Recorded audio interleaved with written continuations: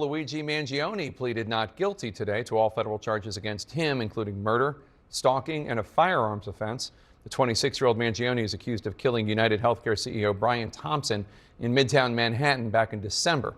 CNN's Kara Scannell was inside that courtroom. Kara, what happened today? So, Jake, Mangione came into the courtroom. He was escorted by a U.S. Marshal. Both his ankles and his wrists were shackled. He was wearing a beige prison jumpsuit, not the usual street clothes that he has normally been able to change into. So he stood up. When he was asked how he was going to plead in this case, he leaned into the microphone and he said not guilty to these 4 federal charges, including murder through the use of the firearm. That is the charge that makes this case death penalty eligible. And overnight, prosecutors informed the judge that they did intend to seek the death penalty, saying they thought it was justified because they believe Mangione intended to shoot UnitedHealthcare CEO Brian Thompson and kill him, and that they believe that he risks future potential harm because he say that part of his actions were intended to rally political and public and social support against the healthcare industry. And we did see in the courtroom today there were about 30 members of the public there. No one dressed in any of the pro-Mangione gear, but outside there was a pocket of protesters or supporters for him that did have signs saying "Free Luigi." Jake? Kara, originally Mangione's New York State criminal case was going to come before his federal case, but things changed. Can you explain? Yeah, so his lawyer raised at the court hearing today saying that because prosecutors do want to seek the death penalty in this case, they want this case, the federal case, to go to trial first before the state charges. But this was something that his lawyer raised. It is not decided today. It will probably get some resistance from state prosecutors who have been pushing to have their case go to trial first. All of that still to be decided. Mangione will be back in state court in June and back at this courthouse in December. That is when the federal judge said she expects to set a trial date for sometime in 2026. Kara Scannell, thank you so much. I want to bring in Olivia Reingold from the Free Press. Olivia, thanks for coming here. You covered the massive influx of online support for Mangione that came after Attorney General Bondi announced the Department of Justice was going to seek the death penalty. You write, quote, his fans who follow every move in his case on the internet consider the 26th a progressive folk hero who is waging a righteous war against a corrupt capitalist system. 1 hour after the death penalty news was announced on April 1st, more than 400 fans had donated over $12,000 to the website or whatever for Mangione's legal defense fund, unquote. This case was, of course, the center of a lot of interest. I can't even remotely understand these people donating money.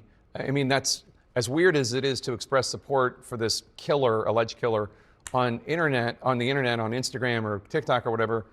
They're sending money. What do you think is going on here? Can you explain this phenomenon to us? Well, okay, so today was a big day, a not guilty plea here. But a lot of the support, it doesn't really hinge on guilt. These are supporters who, a lot of them believe he is guilty. They do believe that he did commit this murder. And that is why some of them support him, because they believe it was actually an act of justice, and it is the healthcare system that is guilty of everyday murder. And surprisingly, I know that a lot of the time his supporters are considered on the left. That's definitely the case when you get into the Discord, which I don't mean to brag, I am a member of his private secret Discord, but it definitely extends to the right as well. There's more bipartisanship here than you would think. Even Ben Shapiro was called out when he first tried to kind of take on Luigi Mangione.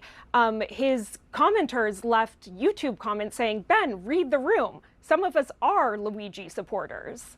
Interesting. Speaking of support on the right, I want to play something that Steve Bannon, obviously a big MAGA guy, said on Wednesday. Take a listen. Is this Luigi? The look he's treated like a hero. He's treated like Robin Hood. That should scare you to the marrow of your bones, because that's the alternative. If the system keeps going like it is, that alternative is your alternative. We offer, the populist nationalists offer something you're not going to love, but you'll be able to live with.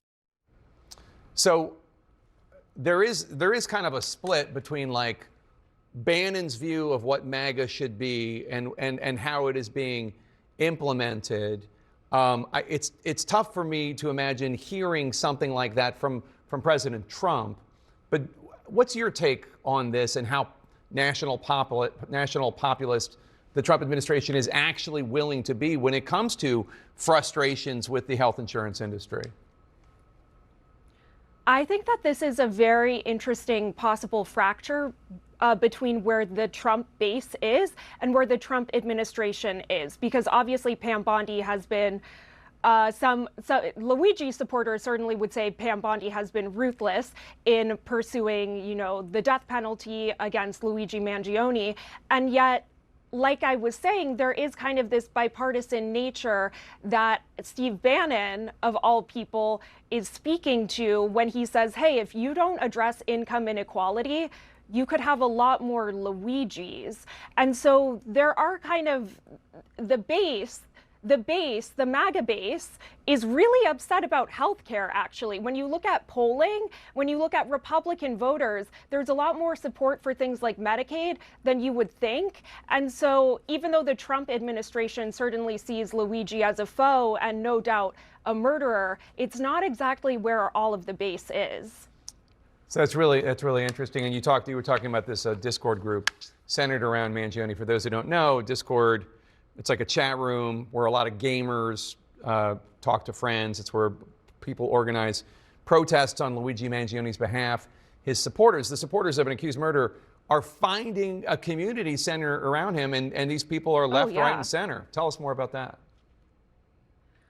Yeah, I mean, it's probably about a community of 1,000. I was able to use their usernames, little details. I don't want to give away the secrets of how I trace the identities, but in some ways it's surprising who's in there. In some ways not. There's a Columbia graduate in there, a cashier from Utah, people from all walks of life going throughout their day, commenting on TV shows that reminded them of Luigi, responding to things with green emojis because they consider green the color of his movement. They've created all sorts of inside jokes about his various defense members. And I think that for a generation, most of them are Gen Z or millennial, but for a generation stunted by the pandemic, this is their idea of connection.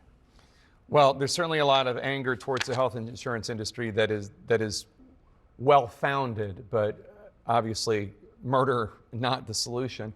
Olivia Reingold, thank you so much. Really appreciate it. Thank you for having me.